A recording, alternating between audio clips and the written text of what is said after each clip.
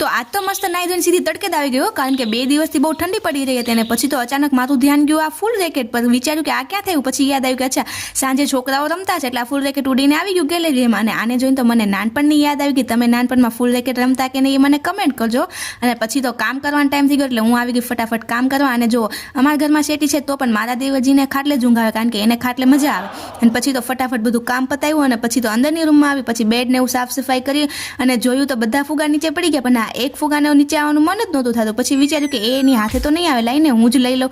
પછી તો મેં બલૂનને નીચે ઉતારી દીધું અને બધી સાફ સફાઈ કરી અને બહાર આવી. પછી કાલની નોટિસ પ્રમાણે 2 દિવસ પાણી ન થવાનું એટલે ટાંકી જુઓ સાફ સફાઈ કરવા માટે શરૂ કરી દીધું છે. બધું સાફ સફાઈનું કામ જોતી હતી અને પછી તો અંદર આવી એટલે રાજને વિડીયો ઉતારવા હાટું એ તો હેલ્મેટમાં ફોન લગાડીને શૂટ કરતા હતા. પછી તો અમને બેયને બહુ દાંત આવતા હતા, કારણ કે એને મોઢું પણ ભટકાતું હતું ને એને બતાતું નહોતું. એટલે પછી તો હસી મજાક કરતા કરતા રસોઈનો ટાઈમ થઈ ગયો એટલે હું આવી ગઈ હતી રસોડામાં રસોઈ બનાવવા માટે.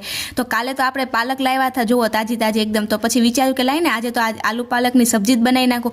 એટલે પછી ફટાફટ મેં આલુ પાલકની સબ્જી બનાવી, રોટલી બનાવી અને થોડોક સલાડ ને એવું સુધાર્યું. ને આજ તો એટલી ભૂખ લાગી હતી કે ભાઈ શૂટ કરવાનું હું ભૂલી જ ગઈ, બોલો લ્યો. અને પછી તો મારી માટે સૌથી અઘરું કામ એ છે કે મને ખાઈને તરત વાસણ ધોવા ના ગમે, કારણ કે પેટ ભીસાય. તમારે આવું થાય કે નહીં? તો આજનો મિની વ્લોગ કેવો લાગ્યો કમેન્ટ કરી દેજો. તો હવે મળીએ આપણે નેક્સ્ટ મિની વ્લોગમાં. ન હોય તો ચેનલને લાઈક, સબસ્ક્રાઈબ એન્ડ શેર કરવાનું ના ભૂલતા. રાધે રાધે.